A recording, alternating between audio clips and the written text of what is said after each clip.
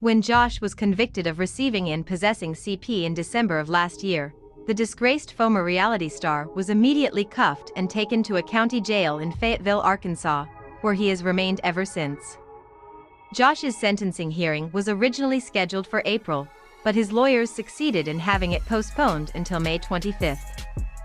For safety reasons, Josh has been held in solitary confinement since the day he was convicted, but it seems that even a guarded prison cell isn't enough to shield the 34-year-old from the millions of critics who are rightly disgusted by his predatory behavior. As we reported earlier, Josh's family and friends have written letters to the judge requesting a lenient sentence. Some of those letters have made it into print, and one of them offers a glimpse at Josh's life behind prison walls. Nicole Burris is a friend of the Duggars who penned a lengthy appeal on Josh's behalf.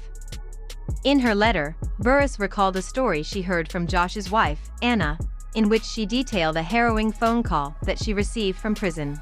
According to Burris, Josh devastatingly shared that there was a man who was verbally threatening and abusive to him every time he passed his cell in solitary confinement. Josh told Anna that he was discouraged by the fellow inmate, but she notes that the man approached him to apologize.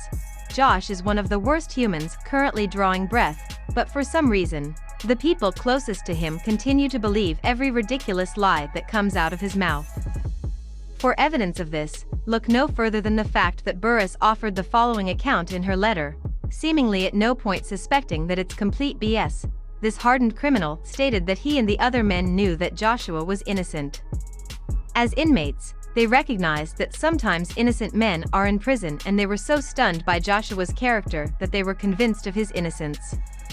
When Joshua was first put into jail, he shared a room with a man who had destroyed his life and needed hope. Joshua shared with him the good news about Jesus' death for him, and told him about becoming a Christian, a new creation.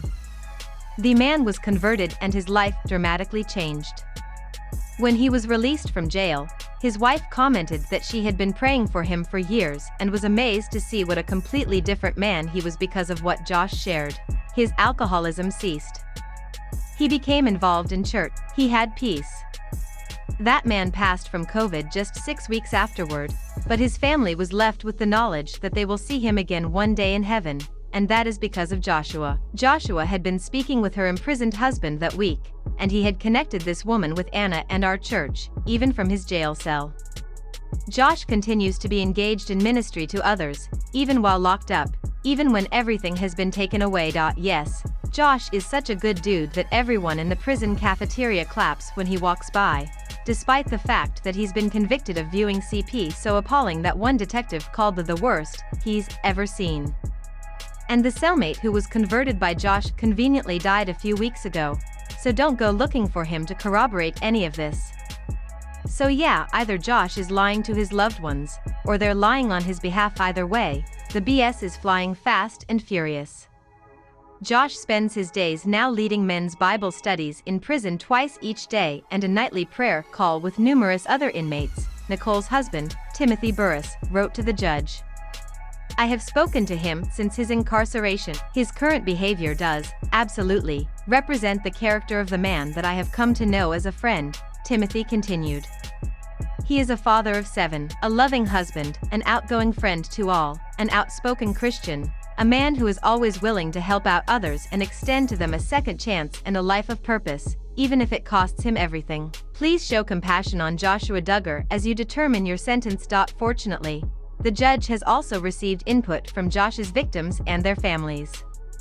I can find no words to express the fury I feel at those who participate in this evil or my scorn for any attempt to minimize the responsibility by feeble claims that the crime was victimless, the parent wrote.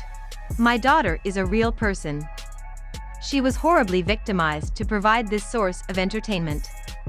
She is exploited anew each and every time an image of her suffering is copied, traded, or sold. Statement concluded with comments from the victim herself, which read, Don't you know no one should do that to a little girl?